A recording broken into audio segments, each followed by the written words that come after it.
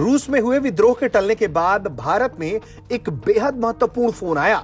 Phone के उस तरफ थे रूसी सुरक्षा परिषद के सचिव निकोलाई पेत्रुशेव और फोन के इस तरफ थे भारत के राष्ट्रीय सुरक्षा सलाहकार अजीत डोवाल। दोनों के बीच एक लंबी बातचीत चली। इस दौरान दोनों के बीच क्या बातचीत हुई है, इसके डिटेल्स सामने आए हैं।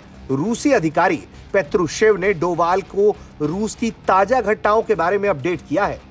दोनों पक्षों ने द्विपक्षीय और बहुपक्षीय प्रारूपों के ढांचे के भीतर दोनों देशों के बीच सहयोग को गहरा करने की संभावनाओं पर चर्चा किया।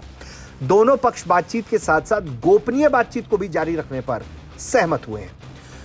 सुरक्षा के क्षेत्र में रूसी भारत सहयोग के मौजूदा मुद्दों, द्विपक्षीय और बहुपक्षीय प्रारूपों के ढांचे के भीतर उनके गहरे होने की संभावनाओं पर विस्तार से चर्चा की गई।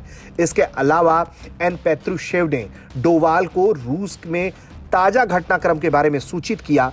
यह जानकारी रूस की सुरक्षा परिषद ने एक आधिकारिक बयान देकर दिया है। इससे पहले मार्च में रूसी सुरक्षा परिषद के सचिव Nikolai Patrushev Bharat PM Modi से मिलने आए थे और दोनों देशों के बीच द्विपक्षीय सहयोग पर मुद्दा की थी। निकोलाई पेत्रुशेव ने नई दिल्ली में राष्ट्रीय सुरक्षा सलाहकार अजीत डोवाल से भी मुलाकात की थी। बैठक के दौरान दोनों देशों ने सुरक्षा क्षेत्र में रूस और भारत के बीच सहयोग को आगे बढ़ाने के तरीकों की रूपरेखा पर बड़ी चर्चा की थी। वहीं मौजूदा हालात की बात करें तो रूस में व्लादिमीर पुतिन से बगावत कर चर्चा में आने वाले देश की प्राइवेट आर्मी वैगनर के मालिक ने एक बार फिर से उन्हें बड़ा झटका दिया है। वैगनर ने यूक्रेन के खिलाफ युद्ध लड़ने से इनकार किया है। वैगनर ग्रुप के चीफ येवगेनी प्रिगोजिन रूस के रक्षा मंत्रालय के साथ समझौता करने से पीछे हटे हैं। इसके साथ ही वैगनर के भाड़े के सैनिक यूक्रेन के खिलाफ युद्ध में हिस्सा नहीं लेंगे। बीते हफ्ते प्रिगोजिन के नेतृत्व में वैगनर के भाड़े के सैनिकों ने रूस के दक्षिणी शहर रोस्तोव पर कब्जा कर लिया था और मॉस्को की तरफ मार्च करना शुरू किया था।